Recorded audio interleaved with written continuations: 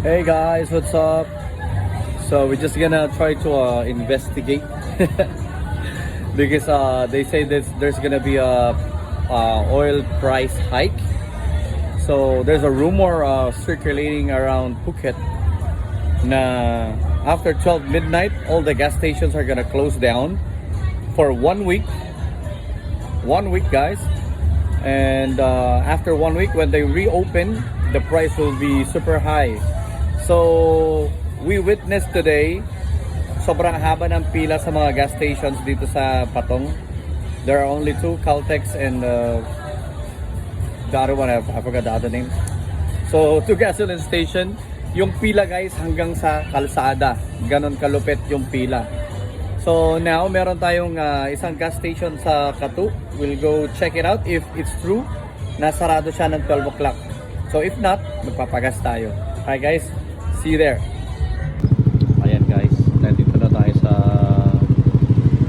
PTT station Katu. So alas 4 na ng madaling araw, may pila pa din guys.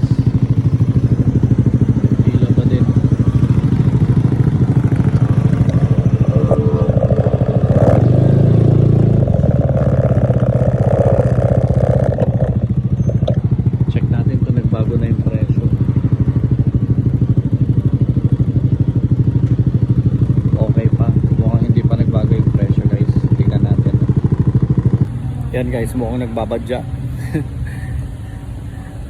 Wait lang daw. Kasi ewan ko anong aberya nangyayari dun sa may gas pump. Sabi niya wait lang daw lahat. Pinapatay na yung mga makina.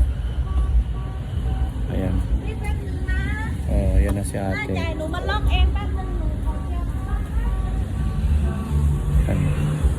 Wait lang daw, wait lang. Tignan natin kung anong mangyayari guys. Okay.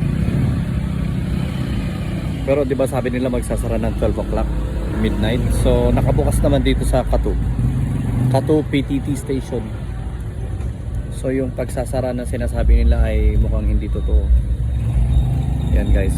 Kasi nga 'di ba yung sabi dun sa sa news, ang Thai Energy Department is nagre-refine sila ng 170 million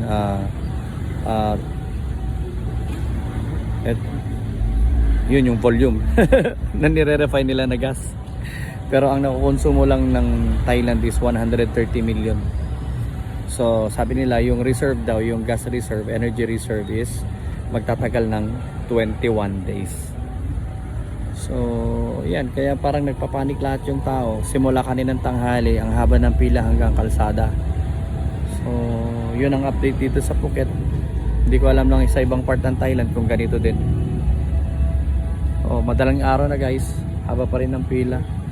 So kanina dapat maggagas ako, kaso sobrang haba ng pila, malilate ako. Kaya sabi ko after work na lang. So nandito tayo ngayon sa Katu. Yan, update tayo maya maya.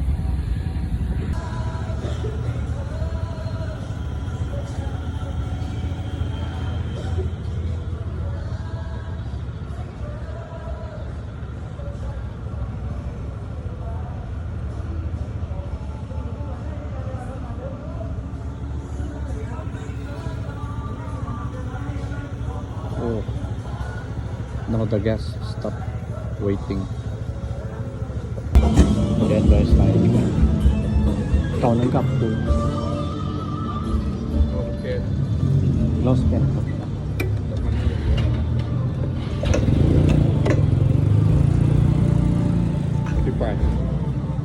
Ikaw ng cup.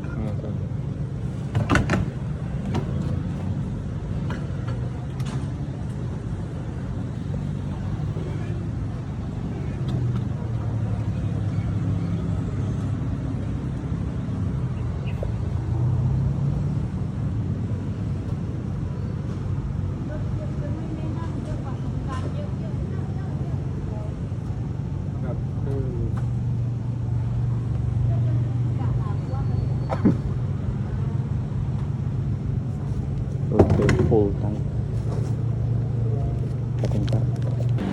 Ayan guys, So mula dyan ang pila. Kanina mas mahaba. Ayan o. Pipila-pila na sila guys o. Yan. Yan ang pila ng gas. Hanggang dun. Sa loob. So dyan na start ng pila. Kanina mas mahaba. O yan. Pumipila na sila. Yan. Nadadagdagan na yung pila guys.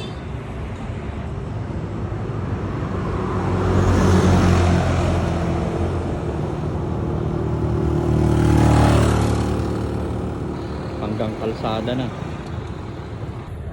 Okay. So nandito tayo sa PTT Katu. Okay pa naman so far. Kaso yung pila lang ang mahaba. Nag-stop pa yung pump kanina. Pinapatay lahat yung makina. Ewan ko anong nangyari. Pero nag-antay kami siguro ng mga about 20 minutes. Tapos nag-resume na yung yung pump. Pero sobrang haba na ng pila. Alas, ano na to guys, 4:42, mag-aalas 5 na ng umaga. So, mahaba pa rin ang pila. Ito lang ang nag-iisang bukas dito, malapit sa Patong. So, yung dalawa, sarado na. Ito lang ang bukas. So, ang per liter is, yun pa rin naman, 30.67. Sabi nila magtataas ng 4 baht eh, ewan ko lang. Or hindi ko lang napansin masyado. Ayan guys, so yan po ang update dito sa Phuket. Okay pa, nakabukas siya, hindi siya nagsara ng 12 o'clock na gaya ng sabi ng iba. Ayun, so tignan pa natin, i-update namin kayo guys, i-update ko kayo about dito sa gas energy or gas situation ng Phuket. Alright, so I cannot speak for the whole of Thailand, but this is what's happening here in Phuket. This is Katu and I'm from Patong. So bumiyahe pa ako para mag-gas dito sa Katu guys, right after work. Kasi yung buong araw hindi ka makapagpagas, sobrang haba ng pila. So anyways guys, uwi na ako. And update ko kayo ulit bukas. Bye!